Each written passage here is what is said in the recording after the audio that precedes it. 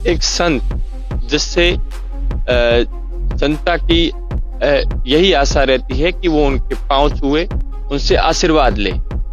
लेकिन जब एक जनप्रतिनिधि से हम आशा करते हैं तो उन पर दबाव बनाने की, उन पर कार्य करवाने की आशा की जाती है।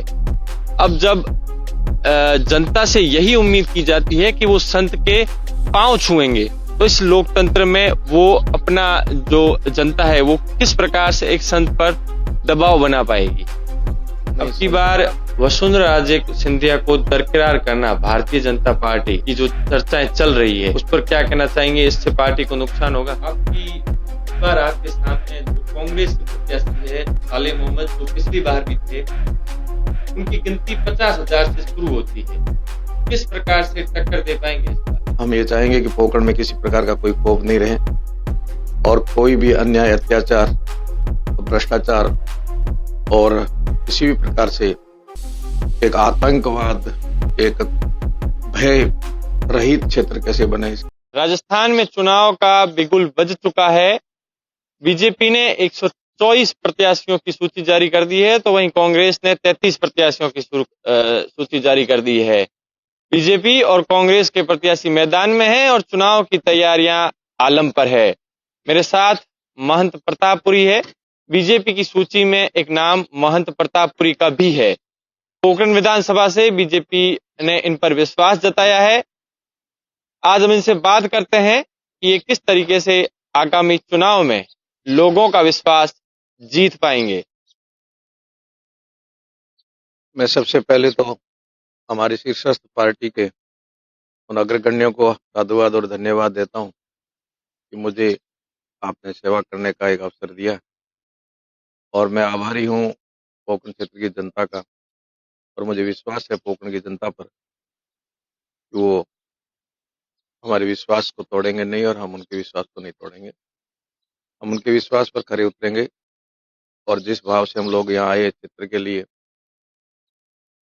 पोखरण विधानसभा के आम जनता के लिए भारतीय जनता पार्टी के माध्यम से जो भी बन पाएगा उससे अधिक काम करने का प्रयास करेंगे।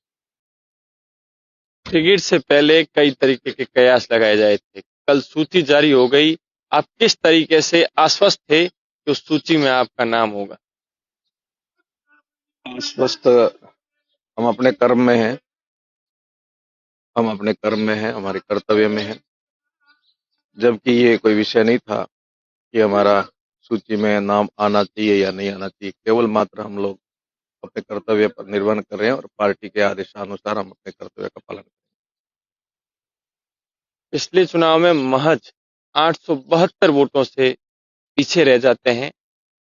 क्या भूल रही और इन 5 सालों में उन भूल पर जो है किस तरीके से काम किया गया? इस क्षेत्र को जो एक 4000 वर्ग किलोमीटर का क्षेत्र है पोखरण, जैसलमेर जिले की सबसे बड़ी विधानसभा क्षेत्रों में से आता है।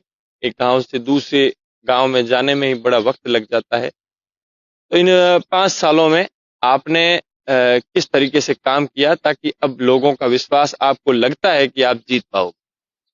पिछले कार्यकाल का जो था चुनाव 2018 का, उसको हम ध्यान में केवल मात्र ये है कि उस समय हमें समय कम मिला था और संपर्क नहीं कर पाए थे। अन्य भी कई कारण रहे, परंतु वो कारण मैं मानता हूँ कि इस बार जनता किसी भी प्रकार से कोई कोताही नहीं बरतेगी और हमें विश्वास है जनता पर। जो मैं जनता के बीच में रहा हूँ, जनता के बिल्कुल नजदीक रहने का मैंने प्रयास किया है, तो मैंने मेरे कर्तव्य का निर्वहन किया है। इसलिए मुझे विश्वास है जनता पर कि जनता हमें साथ देगी और भारतीय जनता पार्टी का कमल खिलाएगी। आपको लगता है कि जब आप पहले एक संत थे तो राजनीतिक समझ निसंदेह एक संत के नाते उतनी उम्मीद नहीं की जा सकती। इन 5 सालों में इस राजनीतिक समझ को और ज्यादा विकसित किया है। हाँ, बिल्कुल सत्य बात है कि राजनीति पारदर्शिता वाली है, होनी चाहिए और हमने यहाँ आकर के सीखा है, समझा है। क्योंकि मेरा राजनीतिक जीवन तो नहीं था, परंतु बहुत कुछ सीखने को और समझने को मिला है। आम आदमी के पास जाकर के, नीचे से जाकर के देखते हैं तो बहुत कुछ आवश्यकता है, उनके साथ खड़े रह करके सेवा करने के कई प्रकल्प है। तो मैं ये प्रयास करूंगा कि हर प्रकार से हर व्यक्ति के निकट रहूं और वो मेरे निकट रहें। एक संत जिससे जनता की यही आशा रहती है कि वो उनके पांव छुए, उनसे आशीर्वाद ले। लेकिन जब एक जनप्रतिनिधि से हम आशा करते हैं तो अ, उन पर दबाव बनाने की, उन पर कार्य करवाने की आशा की जाती है। अब जब जनता से यही उम्मीद की जाती है कि वो संत के पांव छुएंगे, तो इस लोकतंत्र में वो अपना जो जनता है वो किस प्रकार से एक संत पर दबाव बना पाएगी? नहीं, संत पर किसी प्रकार का कोई दबाव नहीं बना पाएगी। यहाँ की जनता बहुत भाव रखती है और वो जानती है कि मैं संत हूँ और मेरा संतत्व वो बिल्कुल ही अक्षुण्ण रखेंगे और मेरा जिस प्रकार मान सम्मान कर रहे हैं, मैं आज भी मेरे को संत की दृष्टि से भी देखते हैं। परंतु भक्ति योग, ज्ञान योग, वैराग्य योग और कर्म योग ये हमारे जीवन के आयाम हैं। मैं मेरी जगह जो भी मेरी साधना, उपासना, प्रार्थना है, मैं इन भक्तों के लिए करता ही रहूंगा।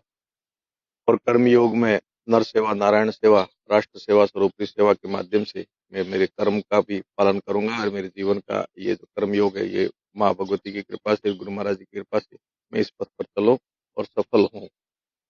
आपकी इस बार आपके सामने जो कांग्रेस के प्रत्याशी है साले मोहम्मद, जो पिछली बार भी थे, उनकी गिनती 50,000 से शुरू होती है। किस प्रकार से टक्कर दे पाएंगे इस बार? उनकी 50,000 से होती है और हमारी 2,21,000 से ऊपर से शुरू होती है, क्योंकि पोकरण की समस्त प्रजा हमारी है। इसलिए मैं मानता हूँ कि पोकरण की जनता प्रजातंत्र लाने के लिए इस प्रजातंत्र प्रक्रिया में भारतीय जनता पार्टी के अधिकांश का साथ खड़ी रहेगी। वो व्यक्तिगत किसी प्रकार से बंधन न रख करके राष्ट्र को सर्वोपरि मान करके भारतीय जनता पार्टी के साथ खड़ी रहेगी। आप फील्ड में घूमते रहते हैं, ऐसे कई काम होंगे जिन पर आपकी नजर गई होगी। जो काम पोकरण विधानसभा क्षेत्र में होने बाकी है, वो कौन से काम आपको नजर आते हैं? स्कूलों के भवन तो बना दिए पर भवनों में शिक्षक नहीं है। नई सड़कें तो बना दी, पुरानी सड़कें टूट रही है और नई सड़कों की भी क्वालिटी ऐसी है कि ऊपर ऊपर डामर रगड़ा है और वो भी शायद टूट जाएगी जल्दी। पानी की समस्या भयंकर है। शहर में पानी आता तो गंदा आता है और बाहर पीने के लिए पानी भी नहीं है। लाइट के सुदूर क्षेत्रों में लाइट नहीं है। शिक्षा की मैंने बताई, ऐसी चिकित्सा की बता रहे हैं। अब हॉस्पिटल बड़ा प्रारंभ होगा तो यहाँ हम व्यवस्थित हॉस्पिटल चले और उसमें अच्छे चिकित्सक रहें, इसको प्राथमिकता देंगे। शिक्षा को हम पोकरण को शिक्षा का बहुत बड़ा केंद्र बनाना चाहते हैं, क्योंकि इधर जोधपुर, बाड़मेर, जैसलमेर, फलौदी और इस प्रकार से देखते हैं तो पोकरण एकदम सेंटर में आता है। और भादरिया महाराज जी का ये कर्म क्षेत्र रहा है और भादरिया महाराज जी की एक बहुत बड़ी इच्छा थी कि ये शिक्षा, संस्कार युक्त युवा और नशा मुक्त युवा यहाँ का हो। तो भादरिया महाराज जी के आशीर्वाद से बहुत बड़ी एक शैक्षणिक संस्थान, भगवान करे यूनिवर्सिटी भादरिया महाराज जी के नाम से बन जाए। हम ये प्रयास करेंगे कि यहाँ मूलभूत सुविधाएं भी हो, साथ साथ में आने वाले युवाओं में संस्कार, शिक्षा और वो नशे मुक्त रहें और स्वरोजगार खड़ा करें, क्योंकि हम दूसरों पर आश्रित न हो, स्वयं इतने स्वावलंबी खड़े होके हम किसी का सहयोग कर सकें। तो यहाँ स्वरोजगार बहुत आयाम है, क्योंकि ये हमारी भूमि है, बहुत उर्वरा और उत्पादन करने वाली है। भूभाग हमारे पास बहुत बड़ा है। अच्छी यहाँ किसान अपनी फसलें ले सकते हैं, अलग अलग आयाम ला करके, अलग अलग प्रयोग ला करके। गौ संवर्धन का भी हमारा एक क्षेत्र रहा है, क्योंकि थारपारकर नस्ल सबसे बढ़िया नस्ल हमारे इस क्षेत्र में पाई जाती है। हम लोग किसानों से प्रेरित करके गौ संवर्धन के काम को लेकर के, किसानी को लेकर के और युवाओं के लिए रोजगार को लेकर के बहुत ध्यान रख करके आगे काम करने की सोचेंगे। वसुंधरा राजे सिंधिया पश्चिम राजस्थान में एक मजबूत पकड़ रखती है। आज भी पार्टी में उनके चेहरे पर वोट दिए जाते हैं।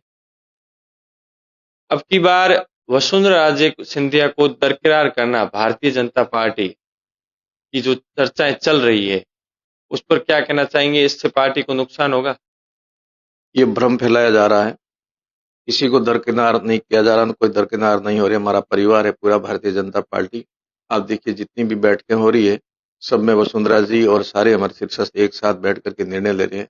ये भ्रम फैलाना उचित भी नहीं है, भ्रम का कोई प्रभाव नहीं पड़ेगा। एकजुट भारतीय जनता पार्टी होकर के राजस्थान में कमल खिलाई। एक बात और कहना चाहूंगा, इस सीमांत क्षेत्र पर हम लोग बैठे हैं और सीमांत क्षेत्र में और राजस्थान में दोनों तरफ जब दृष्टिपात करते हैं तो पिछला जो कांग्रेस का कार्यकाल है, वो कार्यकाल इतना ऐसा रहा है कि हम सबको बड़ी चिंता और कयास डरावने हर समय लगते थे कि आज का दिन पता नहीं कैसा आएगा।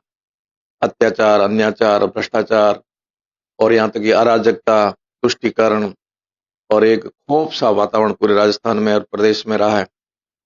हम ये चाहेंगे कि पोखरण में किसी प्रकार का कोई खौफ नहीं रहे और कोई भी अन्याय, अत्याचार, भ्रष्टाचार और किसी भी प्रकार से एक आतंकवाद, एक भय रहित क्षेत्र कैसे बने, इसके लिए हम सब लोग भारतीय जनता पार्टी का बड़ा उद्देश्य है। प्रदेश भय मुक्त रहे और क्षेत्र भी भय मुक्त रहे। ये आपने खौफ की बात की, किस खौफ की ओर इशारा कर रहे हैं? ऐसा पश्चिम राजस्थान में आपने इन 5 सालों में क्या खौफ देखा? पूरे राजस्थान की बात कर रहा हूं मैं। आप देख ही रहे राजस्थान के अंदर जो वातावरण बना हुआ, हमारी राजस्थान की जो छवि थी, उसको पिछले 5 साल के कार्यकाल के अंदर एकदम विपरीत दिशा में लेके चले गए हैं। आज ऐसा लगता है कहीं महिला सुरक्षित नहीं है, कहीं बच्चे सुरक्षित नहीं है, कहीं हम सुरक्षित नहीं है, कहीं हमारी मर्यादाएं सुरक्षित नहीं है। तो हम सबको लगना चाहिए कि हम बिल्कुल सुरक्षित हैं। इसलिए ये क्षोभ हमारे हृदय में से निकलेगा। भारतीय जनता पार्टी आएगी तो निश्चय ही हम एकदम निर्भय होकर के अपने काम में लग करके क्षेत्र के विकास में लगेंगे और देश के विकास में लगेंगे। ये महंत प्रतापपुरी थे, इन्होंने अपने सवालों का खुलकर जवाब दिया। मेरा नाम कुलदीप है, आप 24 न्यूज राजस्थान देख रहे हैं।